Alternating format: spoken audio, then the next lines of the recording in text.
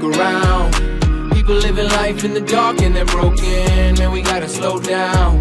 If we choose to ignore it, then our hearts get frozen. Everybody has a purpose, and everybody has a story that's worth sharing. We need a little more love and a little more caring.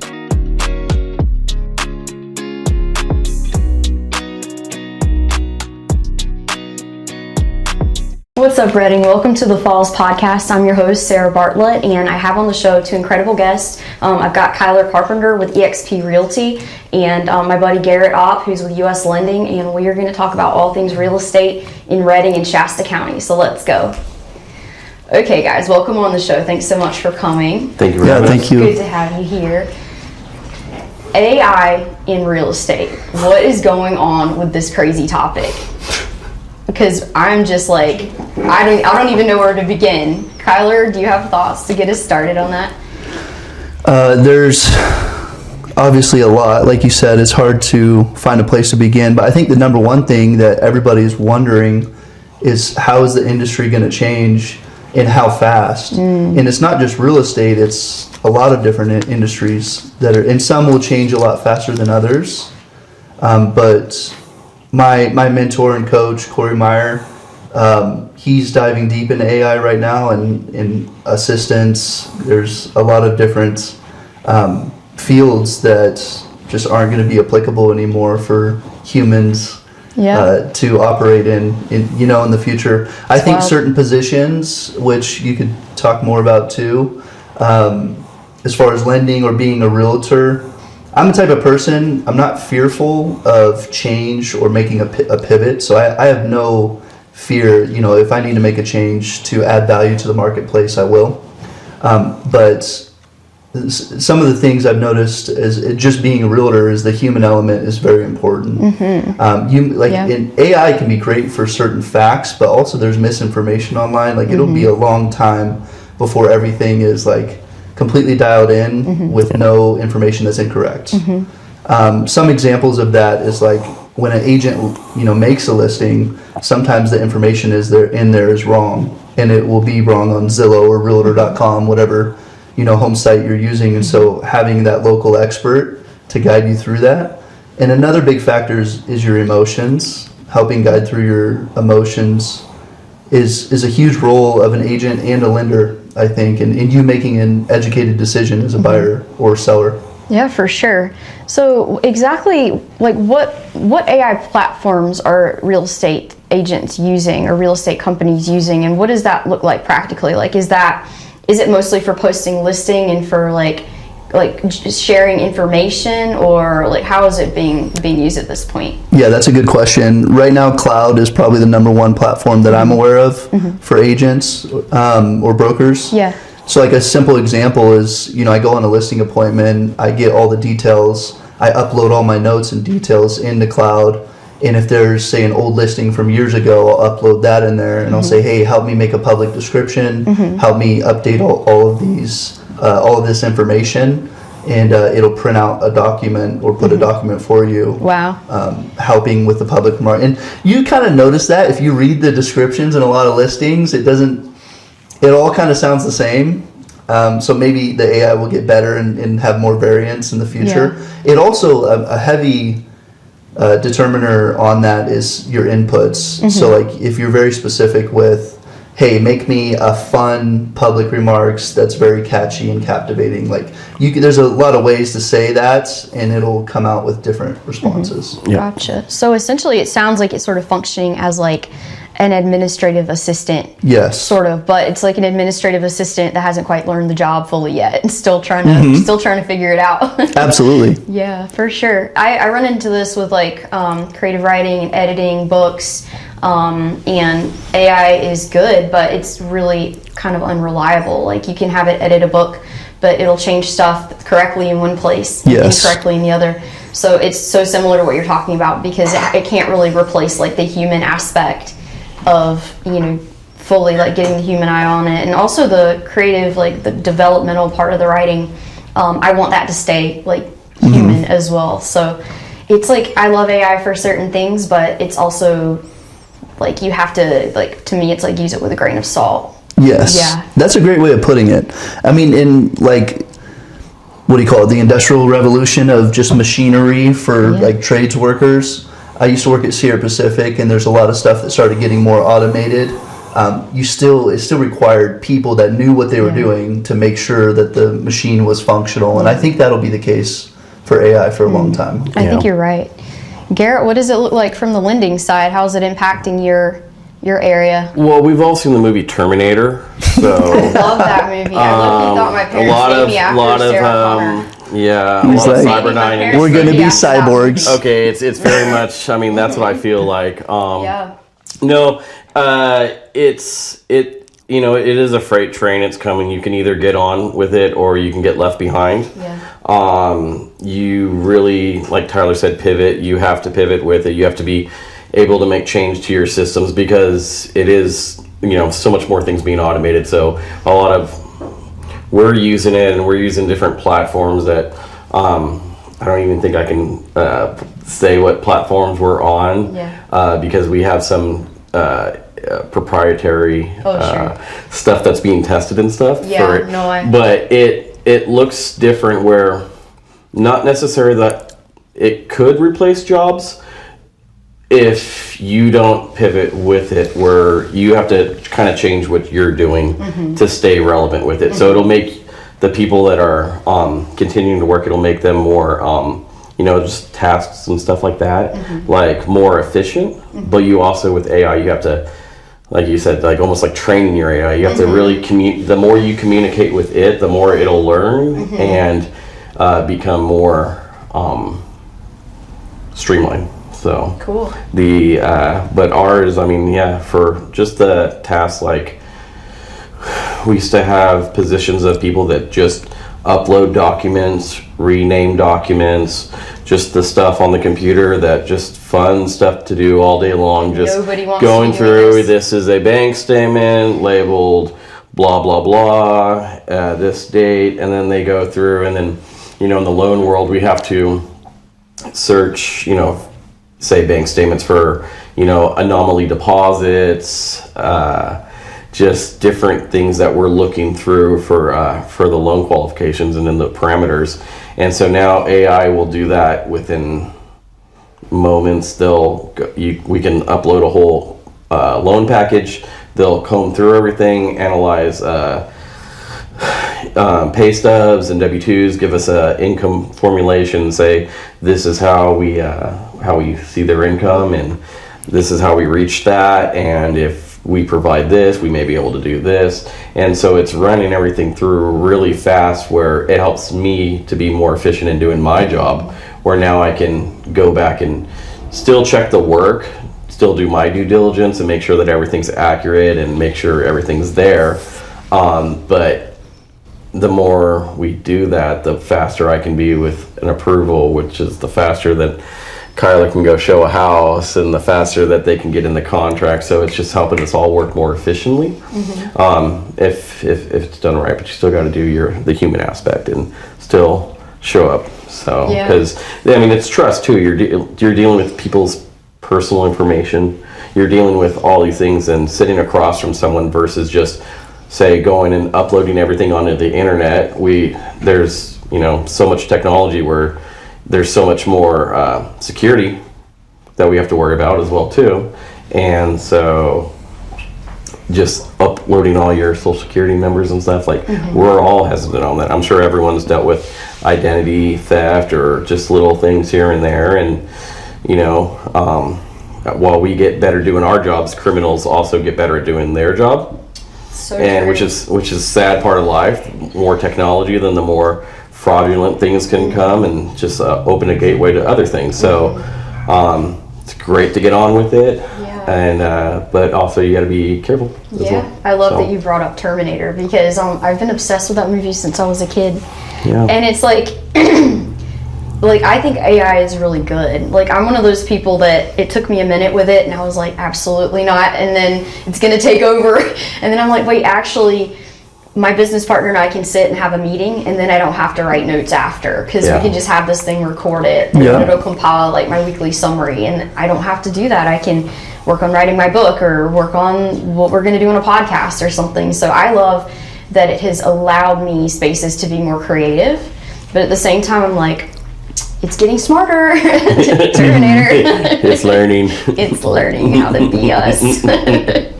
Yeah, it is interesting. I think you're right. It's like a wave we're all riding, and it's like you kind of have to get on the surfboard, or you're going to be left on the beach. You know, you want to be in the game. That's for exactly. sure. So, Yeah. So, and nothing's going to be perfect, and it just takes more.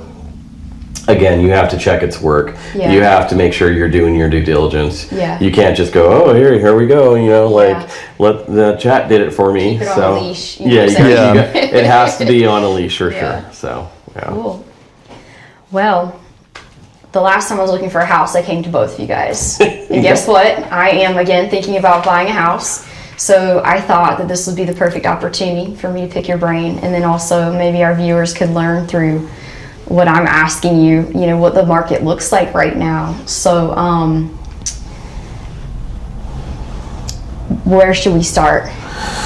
The best house you can buy is the house you should have bought 5 years ago. Just getting into the market, and yeah, we've dealt with especially the last 4 or 5 years. You know, you have these ups and downs in the market. You have higher rates, you have higher house prices, and all these things happening. But if you don't get a piece on the board, you're not playing the game. Okay. Yeah. So I mean, I think what people are missing is your timing is more important than the market's timing. Okay. correct. Okay, and similar to the stock market, like, we're not professional stock traders. You know, buy low, sell high. Like, a lot of us are going to make the wrong judgment call, you know? Yeah. And so just doing what makes sense for you. So I normally try to bring people, buyers in particular, back to that. Okay. Hey, does it financially make sense for you right now? Or is your job in a good place, your finances, and is that monthly payment doable for you? Gotcha. That makes so much sense. And if you put kind of both in together, both of what you're saying, then you can kind of navigate the market well. So I've been doing Dave Ramsey, you know, your debt snowball thing for a hot minute. And I will tell Dave Ramsey, I'm sorry, the $1,000 beater car doesn't exist. I tried, but otherwise the plan works. And you know, so I've been paying off student loan debt. I've been paying off my car, and so I'm looking a little bit more optimistic on my credit line. Yeah. I would like to hypothetically, without having actually given you the numbers, like think about like what it would look like between the $300,000 and $400,000, like $300,000 and $400,000 range. Just hypothetically speaking, me dreaming. If I'm a buyer right now looking for something like that, what are my options in that range? Are there a lot of houses, a few houses? we're like looking at each other like, you first? I know, like, I'm like, what does that look? Is there hope? Like, There's, for sure. I mean, so in the Reading area, I can give you some numbers. So Reading, on average, the average sale is around $380,000. okay. And it varies month to month. Shasta Lake City, maybe $360. I think it's down to $330. I actually really like Shasta Lake City. Yeah, It's so cute. I grew up there. It's coming up. Yeah, and we used to call it Central Valley. I still call it Central Valley. Central CD. Valley is what it used to be called? Yep. Okay. There's too many Shastas. Mount Shasta, There's a lot of Shasta Lake. Shastas. Yeah. It gets confusing. Totally. So. But yeah, I mean, we have great options for buyers in this price range. Your biggest hurdle is going to be the competition. So a couple things. Number one, supply and demand. And a lot of people bring that up. It's like it's a real thing. Supply is short. And we've been short. There's a variety of reasons that we can get into. Building is one of them. They haven't built enough homes over the last, I think, 10, 15 years. And the population here is increasing pretty rapidly, I think. Yeah, we have good demand from the Bay Area, Sacramento area. I like to say that Reading is kind of like leaving California without leaving California. It kind of And you is. still have a quick drive down to the Bay Area. It's its own or vibe. Yeah, Yeah. for sure. So that was a big one. And so supply and demand. And then the other one is just, so because that supply is low, there's a lot of buyers out there that want to buy homes. The biggest issue right now is affordability. It just makes it tough to get what you want for the price you want it. For sure. And then there's just competition. I've heard stories, like I have a friend that's looking for houses, and there's been like 6 different people with an offer on one house at the same time, and I'm like, that is super intimidating. Yeah. You know, to have that many people putting an offer in at once, but You can win, You can for win. sure. There's a variety of ways to win houses. Yeah. You just have to be willing to do them. yeah. And a lot of people don't think of the different creative ways to present your offer to make sure you win. What are I'll give some you of- an example. Yeah, I was gonna ask. Perfect. Yep. So August of 24, it's called the NAR settlement, National Association of Realtors. Sellers can't advertise buyer agent commission anymore. So when they list a home, it used to be standard. Hey, we're going to pay your buyer agent 2.5%, 3%. Well, now they can't, and so you ask as a buyer, you ask for the seller to pay for your buyer agent commission. Okay. And that's really normal. Like 90% of offers, I would say, are doing that, and they're asking for that range. Well, I had a buyer recently, 7 offers, and he was a VA buyer, which makes it tougher to win because of the VA requirements. But there's different ways to go around that and how you present it to the seller and the selling agent. But the biggest thing that we did is we had him offer to pay my buyer agent commission. And I knew that if he did that, and I told him that, I was like, hey, I know this is competitive. If you do this and it financially made sense for him, he can. They'll probably take your offer because guaranteed all the other offers aren't going to offer that. Oh, that's smart. Yeah. Super And the smart. seller, And that's we smart. did win. Yeah. Oh, that's awesome. Cool. Yeah, Garrett, I what think do it's. you I mean, I think it. Echoing off that, it's strategy, and there's different strategies that realtors can use, and and communicating. That's his world, and that's why I love working with good agents like Kyler, where they know how to strategize because it is competitive. There are multiple people. I mean, in my world, I see everyone getting pre-approved, and everyone wants that affordability. And so they want their payment lower, so they want to be in this certain price range. Well, a lot of people in our area make a certain wage and are comfortable with a certain payment. And so say we meet with, I have 30, 50, 80 people that are pre-approved in our area. Oh, wow. And every other lender in this area has someone pre-approved. So you have this whole, I call it the swimming pool. Basically, there's a lot of people swimming in that end of the swimming pool. It's a nice, safe area and stuff like that. Versus the higher end stuff where they're not qualified for $1 million, $1.2 million house Makes because it a little easier. there's less people swimming in that pool, so they're maybe a little bit more open for negotiations there because it's not as crowded over there. Dude, it's So- like your local aquatic pool versus the country club. Yeah. It's So you have a lot of people swimming in there, so you're trying to find your own space. Yes. You want to dive in over here, but you may not have room. Did your kids ever watch Diary of a Wimpy Kid? Either of your kids? Yes. It's got it's Yep. like Roger rules, and they're at one pool, and it's like the public swimming pool, and everybody's peeing, and then they're at the country club, and he's like, "There's nobody here. I can't." Yeah, I know. It's like this is my safe area. So, I love those movies. I hate that home buying's kind of like that sometimes, where you're at the public pool and we gotta all get in here, but that's our community. And we love Reddit. You gotta jump in at some point and then just get into the water and then start swimming around until you finally find the space where you can get an accepted offer, and hopefully it's a great house. And and that's the thing too, where I say you have to have that piece on the board where now that we own the home, you start making it your own. You start doing the paint over time. Everyone does the LVP flooring and starts replacing the flooring and stuff like that. Then, no one's ever content with anything that they have. So we have to do the recessed lighting. Wow. And maybe some more baseboards and everything. And you start doing them. Now my countertops need to be replaced. Well, now all these things are adding value and adding those little features to the house where you're forcing equity into the house essentially by doing these things, and and assuming that they're doing it themselves and not paying an arm and leg for a contractor to do it. Well, then it starts to become an investment where you're doing things at a good price and you're doing this over time, and your value is going up, and at the same time as you're living in the house, loving the house, you're raising your family there, your family starts to grow a little bit, we all start to have a few more kids, you need an extra room or a bigger backyard, or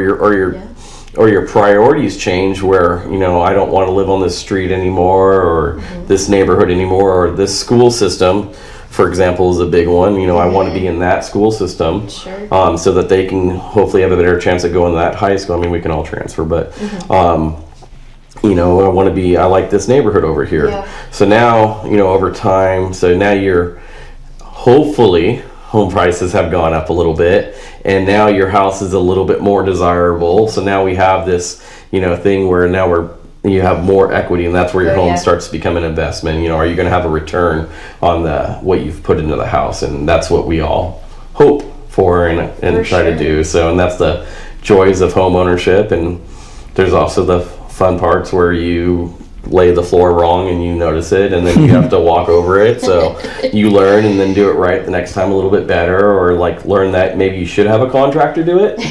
Maybe you shouldn't be doing flooring. Especially while living in the house, and then you're moving a fridge and then doing flooring back here, and you either become good at it or realize that you're not and you have to pay someone else. So I've done that several times. I've been on I'm both like, sides I of can it. do this, and then Yep. I'm like, no, actually, I can't. or, Dr. YouTube. Yes. Yeah, exactly. Or you think that you have enough knowledge to get you in trouble, where you start painting and then your wife's behind you and you missed a spot there. You know, the biggest foreman ever, you know, like just she's a professional. She doesn't have a paintbrush in her hand, but she's going to tell you, yeah, you missed the spot right there, and oh, this looks, redo Yeah. it. So, or the shade's not the right shade that we feel you. discussed. It's hard when it's your house and it's like, it doesn't seem like a big decision, but it's like then you live with it every single day, like the colors you paint, and Yeah, what you and choose, and there's pride in there too when you Yeah. do a good job, like where you see a little cut that you did on a baseboard in the angle, and you did line it up right, and it's perfect, and then Yeah. you can walk by each day and go, huh, hey, I see you. I did that. I did Like, that. yeah, It's my I see baseboard. you. Yeah, Look at you. I did. That was, I remember you, so that. yeah, it is, it is, a house it's for your family, but it does kind of become a part of your family, and Yeah. then you go and move out of it and you're kind of sad, and then, like me, I like to, rent the property and hold on to property for that equity and Yeah. really ride that out. So having that, and then you have someone else move into your house, and you hope and pray that they take care of it as renters and stuff like that. But that's that's the life cycle of a house. For sure. I love that. A house is such a special place for a family. Yeah. I love Yeah. that. For me, it's like you said, I just want to get on the board. I'm tired of paying rent Yep. and just seeing the money fly out Yep. of my bank account, never to be seen again every Ye- month. And, Yep. I was at the bank the other day, and the lady looked, and I was getting a cashier's check for my rent because the portal wouldn't work. And she's like, this is like a mortgage, do you know? And I was like, yeah, I know. Yeah. I do know. And I was like, oh, maybe that's the nudge, that I need to start looking again. Because honestly, looking for a house gets so emotional. We were talking about the swimming pool with all the other people, right? And then I would say that as much as the market is up and down, the emotional process of buying a house is very up and down. You have to be hold it sort of loosely. You see something you like, and it's Sure. like, okay, I Yeah. like that. If it's meant to be, it'll happen. Yeah. I think to myself, God, if this is supposed to be my house, you'll make it happen. But Absolutely. you kind of have to hold it loose, because if you're like, I have to have it, then you may run into a situation where there's 7 other buyers and it's not quite your time yet, So I feel like both of you guys have made lending and real estate your mission field and your ministry for this city. Sure. So if we can segue a little bit into that, how has that helped you help your clients through that emotional roller coaster ride of what it is to go through the home purchasing process? Kyler? I think there's a few things that I can touch on. One of them is I've learned as an agent, that's one of our biggest roles is taking on people's emotions, whether they're a buyer or seller, and then having the capacity to take on people's emotions and then not bring that home to my family and my kids. So Yeah. for me, the cutoff is 7, and when I'm with my children, I'm with them. I chuck the phone. I love can't that. look at it. You've got to you know? compartmentalize for your Yeah. kids. I think that's so fantastic. It's super important, and I'm not complaining about that because that's our job. That's what we're here for. So number one is being able to compartmentalize, being able to look at things objectively, and then help your client look at things more objectively. Because I feel like when you get emotional, you'll put your blinders on, and you're you're this thing that Yeah. you're either upset about, mad about, stressed about. And I've learned that real estate exacerbates your emotions. So if someone's totally. naturally a stressed person, they're going to be very stressed out. If they're naturally an angry person, they're going to be mad at everything. Oh boy. So I've learned to be able to try to compartmentalize, try to help people look at things objectively as possible and process things. And sometimes that looks like, hey, like, I think you need to sit on this tonight. Like, let's talk more tomorrow, because I can tell you're kind of amped right now. You know, I love that. You're kind of, it's almost like it's sort of like you're an intercessor almost. Yeah. You're like sort Mediator. of like yeah. So that, as far as emotions in the transaction, I think it's super important. And at the end of the day, this is a big financial decision. For most people, it's their biggest financial decision. And so I think a good realtor, a good lender is going to be able to have empathy for that and an understanding and patience. Some salespeople don't have the patience. Because they get stressed out. And then it's like, then you've got two people that are stressed out, and it makes it worse, you know. Accelerates it or something. I mean, I like that, where it's, you know, if they're a calm person, they're going to stay calm, and if they're, it's just, it is a stressful process. I mean, it's like having a child. I say this a lot as a male. It's like having a baby. You find out, you get an escrow, there's all these ups and downs, there is a lot of stress in there. And finally, when, you know, and then there's a big push at the end, we're getting all our final verifications. Now we have all our inspections in, the appraisal, everything, and every like stage, as the trimesters go along, you have these different contingency periods and things like that. And then the loan funds, and you forget about all that pain you just pushed out, and then you're just happy that now you have this house, now you have this thing, now it's done.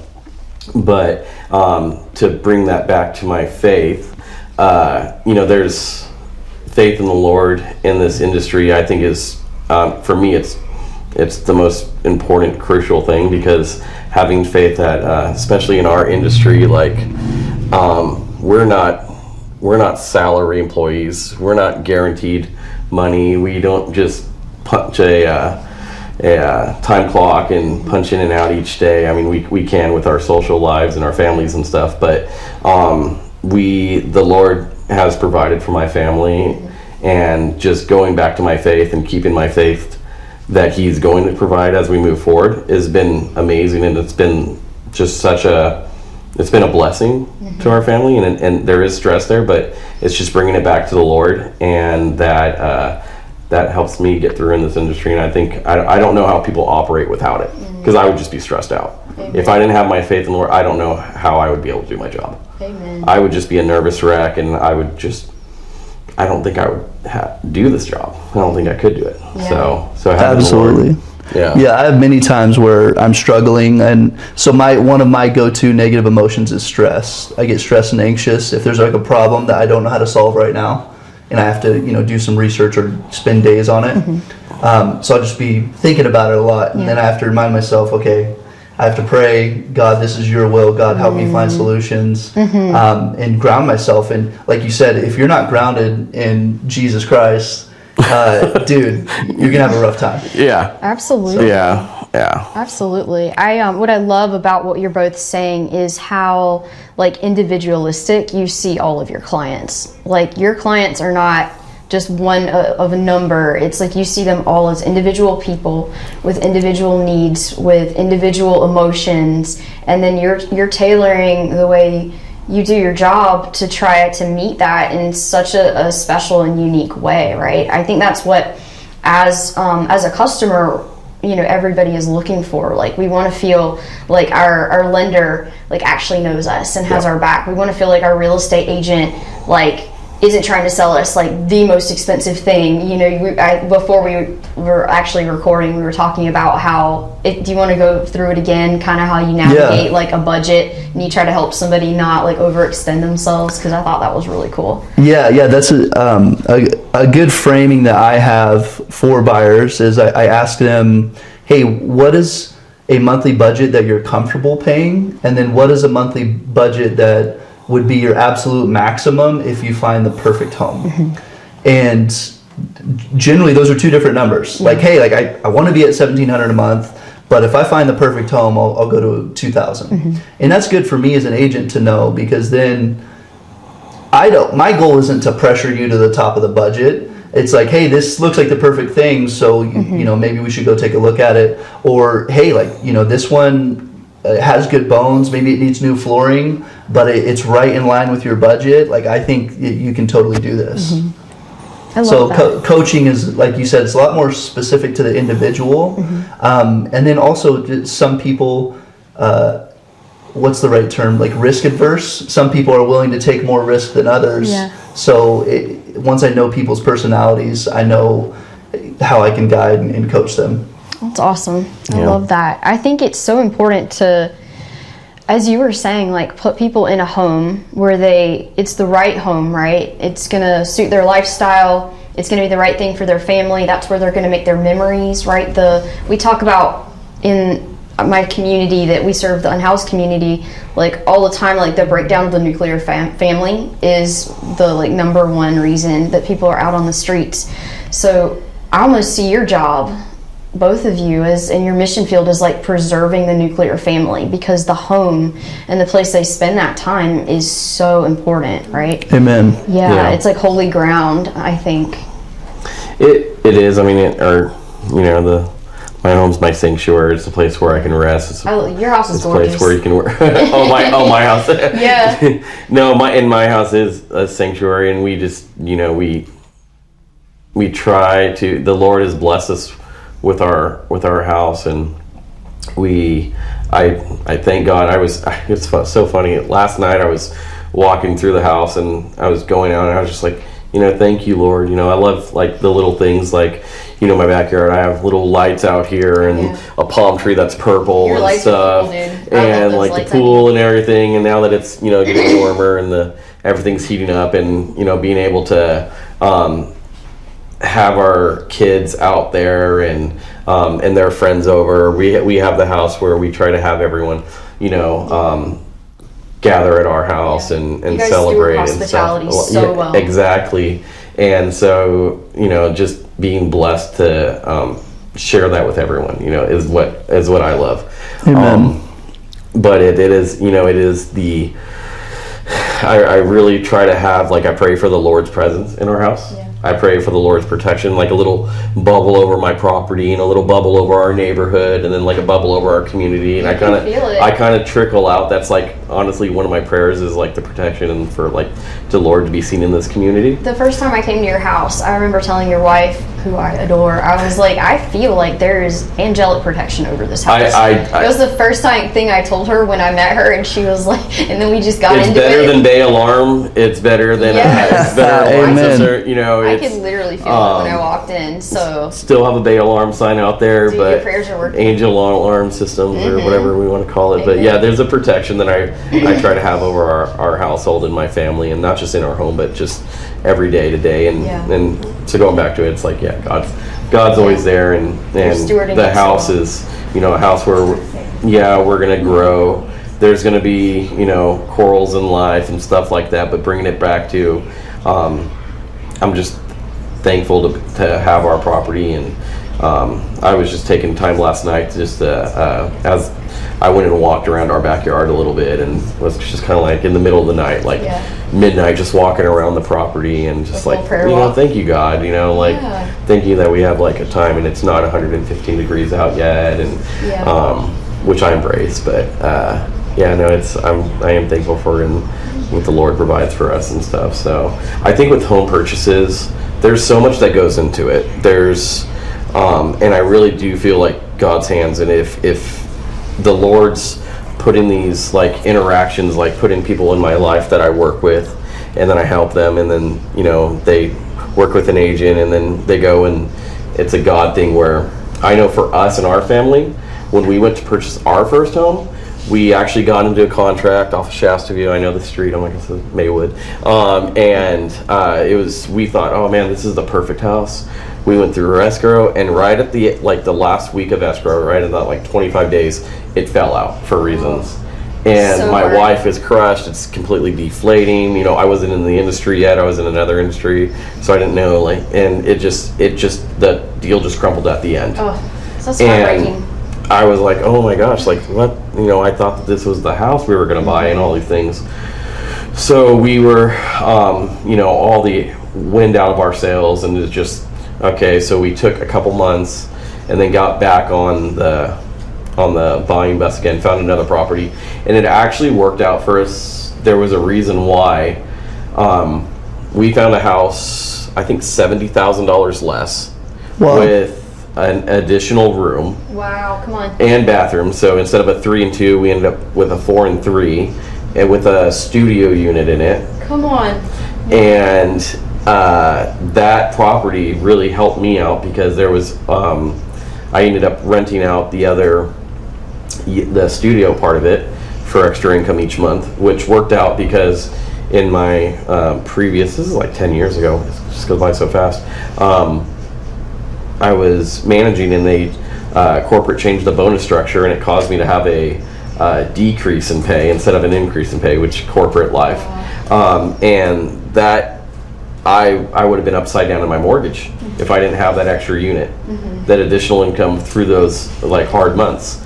And if I was in the original house, $70,000 a higher mortgage payment, $70,000 more, which I was comfortable with at the time based on that pay, I would have been upside down. I don't know how I would have made it. Yeah. So there was a reason why the Lord, put this in front of me and then took it away from me. Yeah. But to put me in a better situation. And that's a lot with like home buyers and stuff like that. They'll, I work with buyers that, I've worked with for 3-4 years, and, they go to buy and then they're not ready, and then the perfect time happens, and then it just kind of all falls into place, and then Kyla comes in and finds them the greatest house ever, and then we find some good insurance agents, Heck and it funds, and, they're in the house now, so. I love that. Yeah. So, That's epic. yeah. I did something kind of dumb with the way I prayed when we were buying a house. Can I tell you guys? Absolutely. Okay, so Psalm 84, I was praying that over like my living situation. This is how much God's word lives, and if you're praying it, it'll actually do what it says, but you be careful, like you understand what it says. Yeah. I was praying Psalm 84, which is just like, I love Psalm 84. But it says, even the sparrow has found a home, and the swallow a nest for herself where she may lay her young. And I was like, oh, that's so beautiful. It's about having a house. And I learned like a year and a half later that like those birds nest, but they nest anywhere. So it'll be like they can put a nest in the cranny of a house, or they can put a nest in the cranny of a tree. So it's very temporary housing that works. And I have moved so many times since I've been in Reading, and I'm like, you build these God's little nests. word worked, but I didn't know what I was praying. That's I'm funny. ready for my 10-year home. So I'm actively looking for the right scripture to pray for this next season when you guys are going to help me find a house. Amen. In the name of Jesus. Yeah, we embrace that. Oh, well, is there anything else about the real estate market right now in this season, like spring leading up into summer, that you would want buyers or potential clients to know? Like, what should they know if they're even thinking about buying a house right now? First, I mentioned it earlier, do what works for you in your financial situation, your season of life. And we also talked about our faith. I'm a believer. It's God's timing, so pray about it. Yeah. And if things are right for you, they line up for you, then the opportunities will come, and you will win. Yeah, good. So good. Garrett? Yeah, I think that spring brings flowers, it brings growth, it brings opportunities. It's when in our season people start to get a little bit more active, they want to go outside, and they start looking at houses more. I think we all start to get busier around this time. And I think something to do with tax returns, people start to get money, and then their bank accounts around this time, so it's kind of a perfect storm for home buying. I know my calendar is starting to get really busy with appointments and potential buyers and stuff. It's just all of a sudden it starts to get busy around this time, which means that there's more buyers. So I'm sure that there's that fun little struggle. The odds are against you a little bit. Yeah, but again, if it's God's timing, get out there, start looking. Yeah. Start having conversations with a lender. Talk to a lender first. Don't find the perfect house and then call us and then find out that it's going to be, your mortgage payments is going to be a little bit higher than what you thought it was going to be because the house might be overbuying. just had that happen the other day, and it's I have a couple small life hacks too for buyers that are looking. So if you're looking, Zillow. We're going to invent combine that. the two. Just coin the word. okay. Copyright. Zillow. Patent pending. Realtor.com. Yes, coin the word. Number one, if you have a computer or a monitor, get those photos up on the monitor. Because you could, when the photos are on your phone opposed to on a monitor, you can see them way closer. Okay. I've seen buyers get so disappointed. Like, this home is nothing like I thought. And that's a little bit helpful. Doing that, of course, watching videos or 3D renderings if the listing has that. Plug for myself, we do 3D renderings. Oh, so cool. list with us. Matterport? For sure. Yeah. Matterport? Yep. And so that's one. And then the other one is going to be, if it's missing photos, there's probably a reason. So I've seen some scary things like that where it's like there's one photo or two, and I'm like, yeah, so if you're like, what is this about? Like, there's no photos of the fourth bedroom. Right, like Here's outside in the picture of the garage. Yeah. And then what else is in the house? Yeah. Yep. Yeah. There's definitely a creepy vibe from time to time, and I'm like, no, price range, but no. So, that's cool. I love your advice to look actually on the monitor, because I think I've had that happen to me before where I was looking on my phone and I'm like, wait, okay. Totally kind of a different story. You can definitely see the quality. Like, photos are edited, but they still have to be real. So, if there's wear and tear in the home, if it's up on a monitor, you could see that a lot clearer. Yeah. I love those hacks. Thanks. Yeah, I think that worked in my favor when I bought my house. Was I feel like I got a pretty good deal on my house because the pictures were horrible.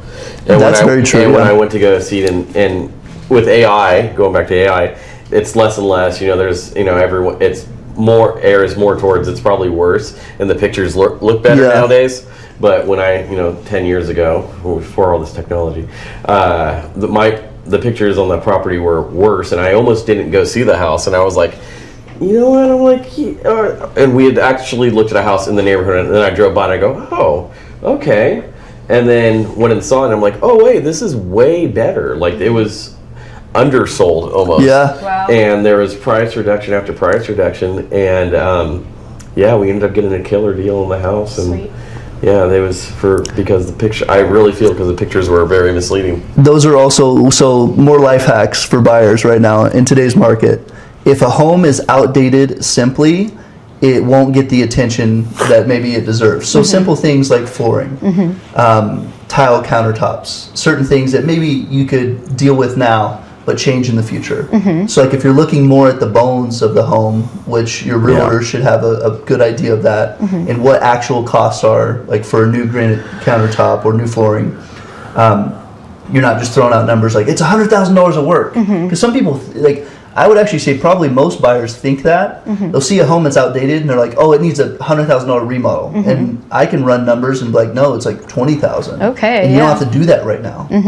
But then you can build the equity, as he was mentioning earlier. So those homes won't have all the multiple offers, might sit on the market. So there are homes that you can still get a good deal on. The photos might be bad and it might be outdated. I think location worth too. a visit, right? You read my mind, brother. Location too, because my business partner always says you don't buy the house, you buy the neighborhood. Is this true? That's that's true. I mean, you want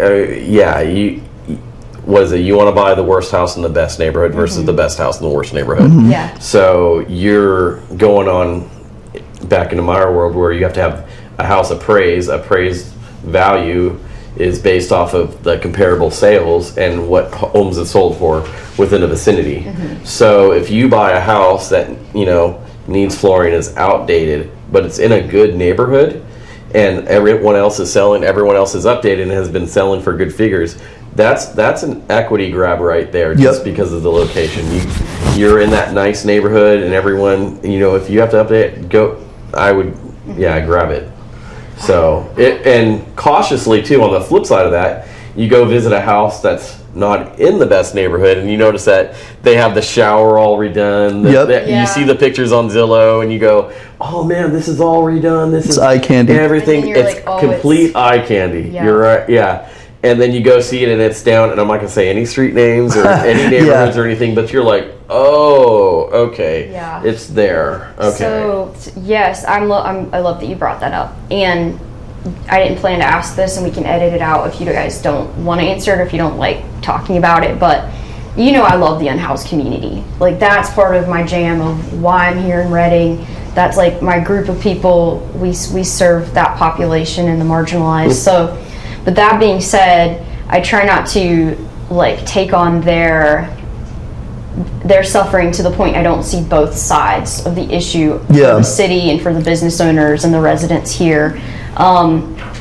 If you wish, could you speak a little bit on how the large number of unhoused members that we have in Shasta County may impact the real estate market? There's a couple locations in Reading where they're known for more people walking around, petty theft, stuff like that, right? And as a realtor, I'm not supposed to deter people from one neighborhood or another. Not, but like you said, I also agree that you should look at things from a humanistic standpoint. Like, people might ask, oh, is Reading high crime, or is there issues in this neighborhood? And a lot of that, in my opinion, has to do with your neighbors and your community. If you're in an area that's maybe a lower price point, or not perceived as a good area, if you have a group of neighbors that are all good people, it doesn't even matter. Yeah, for sure. You can also have really terrible people in very high-end neighborhoods, right? That can make your life hell. I love that. That's so true. And also, that's something that you're not in control of. Yeah. You can have great neighborhoods one year, and then new people move in, and they're terrible. Cops are there every week. Which is why prayer, I guess, is so essential going into it, because only the Lord knows how the neighborhood is going to exist in the future. No, I love that. When I first thought about moving here, I looked Reading up, and I'm from a pretty like sheltered town in eastern North Carolina. It's really similar to Reading in like population, and like the culture is similar, but I looked at the crime rate and I was like, oh mercy, okay. I'm like, all right, God. But I haven't experienced it that way. I feel safe I tell people that too. I feel very safe in Reading. Yeah, a lot of people will come from out of the area and they're like, oh, you have high crime. And I'm like, well, I was born and raised here, and I know a lot of people. We haven't had issues. I don't know anybody that's been stabbed or anything crazy. No, it's a very safe feeling city to me, even in the areas which I feel very comfortable with the unhoused community. So, but even in the areas that are highly populated, I still feel fine. I think that our crime, and I may be completely wrong, but I feel like our numbers are a little bit skewed. Skewed. We're going to coin all the new words today. All of them. because Reading is this hub in the middle of the valley up here. We're surrounded by Trinity Alps. Yes. By the Alps and mountains and everything, and we have a great scenery around us. But really, we're a medium-sized city brought up here. We're a metropolitan area up here. Yeah. And we're kind of put down in the middle of, pretty much nowhere, right? Agriculture and farmland and stuff. Yeah. So our numbers, we don't really have a really super high population. We're around 100,000 now or so. Yeah. It hasn't been updated yet. I know it's maybe 120. I know that we've grown because it was like 90 something thousand. It was like 90 something when I first moved here, and I feel like over 100. I feel like we're over 100. I believe you're with right. People coming and going. Yeah. Our crime, I feel like, is actually really low. And again, the unhoused community, I've never personally have had any issues at all with it. And I feel comfortable walking downtown with me and my daughters. Yeah, so we ride scooters around all the time. If we encounter someone, the conversation is usually, hey, do you have a cigarette? Hey, do you got some change? Yeah. No, sorry. Oh, hey, how's it going? Yeah. And if you actually talk to them, hey, but do you want something to eat? I'll go buy them something to eat and have a conversation with them. Yeah, ask their name. And they actually and it's kind of a good time. And I'm like, I'm not scared ever in our community. I'm not either. I agree. Ever. I can walk down a dark alley. I have no fear, and I try to keep the Lord with me where I don't have fear in general. Yeah. Now, if I go down to, I'll name names, if I go down to Stockton or Oakland, that's a completely different beast, and we don't have that kind of crime where it's just senseless crime. Yes. I don't feel like we have senseless crime here. We have crime out of disparity. We have people breaking into cars because they need money to fuel whatever. But I don't feel like we have where you walk down the street and just get shot in the head because you're just walking down the street. I think or you're people right. pushing people into subway or into train tracks and stuff like that. For sure. There might be, but we have such a small population here where it's more in your face. So we see these areas and we know our streets and that area down there. Well, that's because we're only so big. If you go down to San Francisco, there's blocks and blocks and blocks of it. You know, we have an incredible community here. I love Reading. I love Reading so much. That's why I call my home. We have the ability to probably, most people don't realize it, but you can, with your job, you know, if I wanted to move down the Bay Area, it's a higher price point, but you can figure it out. You get a higher paying job down there. You know, you make more money there. That's what supports it. Reading, so I feel with my job, and I can work remote, where we can move anywhere. We choose Reading. I choose to be here because this is a great place for our family. This is a safe place, totally underrated. We have a cool, close community here. And it has its pros and cons with things here and there, but that's anywhere. You're going to have issues anywhere you go. I've been having this conversation a lot lately, and we know this, we're Christians and followers of Christ, but humans are flawed. Humans are sinners. I myself, we're not perfect. No. You know, so no matter what community you live in, what government, corporation, it doesn't matter what humans create, there's going to be flawed, there's going to be sin involved. Right? And so I feel like sometimes things need to be taken with a grain of salt on people's consideration for whether or not an area is a good area or good community or bad. Right. You know, because you're going to have some of those things, the outlier circumstances. Absolutely. And it's the grass is greener on the other side. I've had people where, you know, people from the Bay Area, Sacramento, move up here. People from up here move out to Idaho and Texas. Well, I'm seeing a trend now where there's people from other states moving back to Reading because they're like, we didn't realize how awesome Reading is. There's so much. Everyone says there's nothing to do in Reading. If you don't go out at all, we have so much out. We're an outdoor community, so hiking, fishing, lakes, just being downtown. I mean, unbeatable. It's growing. It really is. Like, rapidly. Get out and you can go out and do things. Do we need a Topgolf? Yes, we need a Topgolf. I've been saying this for a while. If there's a few things that we can just dial in. We got Aqua Golf. You just can't hit the balls as far in Aqua Golf. So if the city is listening. so these things, that's what we need. But you know, there is a lot that we can do in our community that'll keep you busy, where every single weekend when I have my family time, we do something every single week. Every single week we're out doing something. I mean, we haven't even touched half of the trails. We haven't even touched half of the waterfalls like we were just talking about in our community. Like you can go out and we're 2.5 hours, 3 hours from the big city. So if you do want to go adventure and go to the coast, I wake up in the morning, I'm there by noon, and I'm having lunch in the coast on the beach.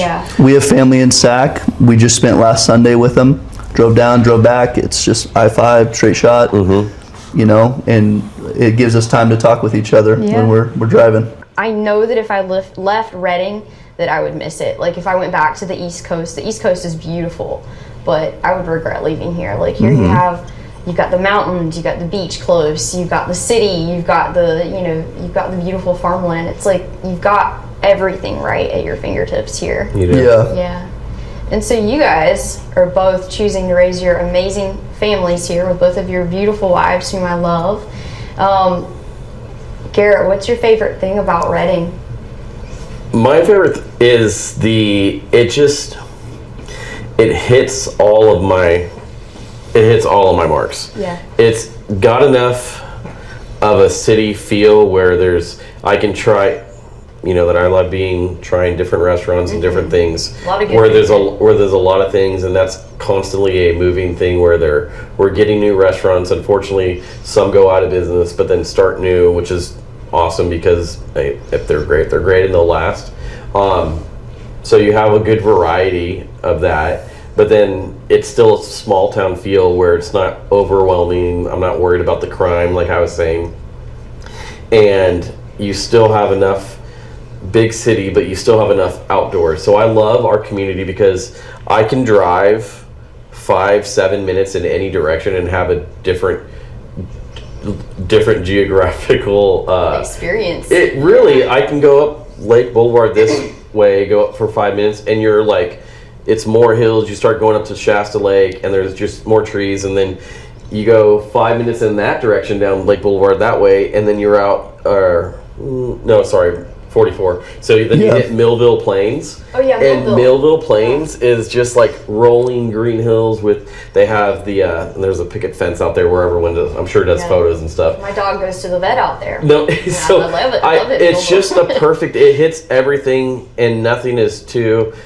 The biggest complaint that people, I think my family has, is that it's just so hot in the summertime. The couple months that's hot.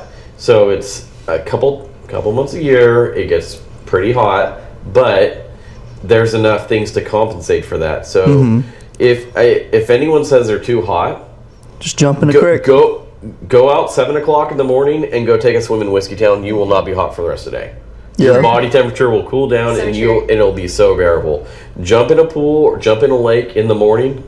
Start your day off like that. You'll be great. So at nighttime, I love our heat because at nighttime, I love staying up later. The sun's out later, and ending up barbecuing and congregating. It gives me a whole extra day during the summertime with it being so warm that I can be out and go out and do things. So it's I feel like it just hits everything that I want in a living scenario. Plus, I feel like we have a good trajectory with our economy here, where businesses are starting to see Reading, and we're starting to grow. And so I love being part of that, being part of that growth, where we're not going like, oh, this went out of business, so now the whole town, like, other areas around us that, a mill just went out. That's affecting a lot of jobs, and there's a lot of families that are in a bad spot because a single mill went out. Went out of business. It's really sad. So I love the economic growth that I feel like Reading's having right now, and it's been this little buzz, and we're still extremely affordable for the rest of California, where you can still have a nice house. And compared to, I can't imagine the house prices. I know the house prices in the Bay Area, and not even in San Francisco, but outlying areas that have just horrible areas, and you're going to pay 1.2, 1.4 for a house that you paid $325,000 here, and we have a nicer house in a better neighborhood. That puts it in perspective. $1 million less and 1,000% better of a place. So that's why I like Reading. Come on. So I mean, I want it to grow, but we can only grow so much in this area here. So it's not like, I don't see us being the skyscraper city. I don't see us having that where we're just overpopulated, people upon people. Because the mountains kind of, we're kind of box us in a little bit. So that's why CV will, Shasta Lake, CV, that'll continue to grow. Anderson will continue to grow. Cottonwood will continue to grow, and trickle down into Red Bluff a little bit. But very cool. Kyler? For me, I would say God's presence. Oh, come on. Both physically and in the community. So community, true. Just God's people are here in a variety of churches. Yes. Good people on a daily interaction, and we've said it. We're a smaller community. I see probably 5 people a day when I'm out in town that I know. It's like you almost always see people you know, always, and people you love that you have good interactions with, and then. Number 2 is the physical, which we also discussed shortly as well. The waterfalls and lakes and rivers and mountains and everything that we have here. Like I live close to Lima Ranch, and the walking trails are just gorgeous, and I can see the mountains, and I'm like, man, this is God's creation. Yeah, it's His grandeur and His beauty. Drive up I-5, and then you just start driving into our area. Like we were coming back, and I was like, oh, I'm home. It happened to me the first time I drove into Reading. Like the grandeur of nature and just, I guess, God saying, "Your home." God literally said that to me. Wow. I just started weeping, so I didn't mean to cut you off. I just got really excited about what he said. But no, that's exciting. I was going to say, I feel like if I was driving through out of state, through an area that I didn't know, and it was Reading, and I was looking around, I'm like, dude, this place looks cool. I need to stop here. For sure. You know? Absolutely. That's how we stopped here on the way home 20-something years ago. That's right. With my dad. Story, isn't it? And, I didn't know that. And we literally stopped to get I forgot about that. to get Burger King, and my dad literally looked around and was like, "Oh, this is kind of a cool little area." And then went back home, and then we lived down in the Bay Area at the time, and went back home and started researching Reading a little bit more, and goes, "Oh wow, this makes a lot of sense. We can sell here and then buy up there for a way more affordable price and have a cool killer community." But it was that looking around, just our scenery and everything, the mountains around us, and a cool town like off of I-5. I mean, it's a really, especially once you get off I-5 here and you go over we have a river that goes right through our town. Oh, the Sacramento River is beautiful. It's just an amazing, you have mountains over here, you got a couple lakes here and there, you have a beautiful river right through our town, which makes it a really the landscaping amazing, where you have, you come down hilltop and you have the bluffs up there. So you have this really cool, and everyone sees the houses up there, and they have a house on the bluff. Yep. That's awesome. And then North Pacelli's right on the bluffs there as well too. And then across from there you have Park Marina, which Park Marina is beautiful. And just I used to work off of Park Marina, and I was like, man, Park Marina is such a cool little road down here too, being right next to the river, and you can take a break. Right? Like Hilltop, you see the Sundial Bridge. Yeah, there's a vista at every turn. Here. The Sundial Bridge. I mean, I think it's funny because the creator, and I'm blanking on his name right now, but he was a famous architect that did the Sundial Bridge, and he said, "I want to bring beauty to basically it was almost like an insult. Like, I want to bring something beautiful to a not very beautiful area." Wow. And when I read that, I'm like, are you, and I may be botching that, and I may have just made up that quote. You're paraphrasing, but I'm paraphrasing. Totally I'm paraphrasing. That's what basically this guy came up here, and he was very famous, worldwide, and he came up here, and I just thought that was so off the mark, because we have such a beautiful place up here. I mean, it's a cool piece. Agree to disagree with this human. Do the research. Fact check me. Check it out. Please let me know on that. But I'm pretty sure I read that. Disclaimer: if Garrett is wrong, if I'm wrong, I'll put a disclaimer out there. But no, it's extremely beautiful here, and just go across that bridge, stop halfway, look down each side. It's just amazing. So gorgeous. Just watch the water. It's just you get there at sunset, and everyone's taking pictures and everything. I mean, everyone travel. There's a ton of people that travel up and visit here just to go walk across that bridge, which I think is funny because it's in our backyard. It's so fun to walk across that bridge. I remember the first time I did, and I was looking down, and I don't know why I was like, I'm a little bit your feet are kind of a little bit nervous. Yeah. But it's such a blessing, all the things that we have in Reading that, I know that I get busy with life, and then I do take it for granted. This has inspired me to go hike, find some of the falls, go down to running the trails and all that stuff. So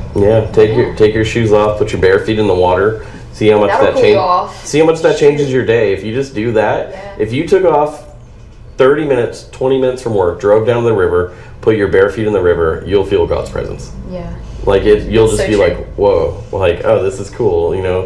It's amazing. So true. I heard, Garrett, that at US Lending, you guys might be doing something kind of fun at your office. We're doing a little rodeo week, yeah. Okay.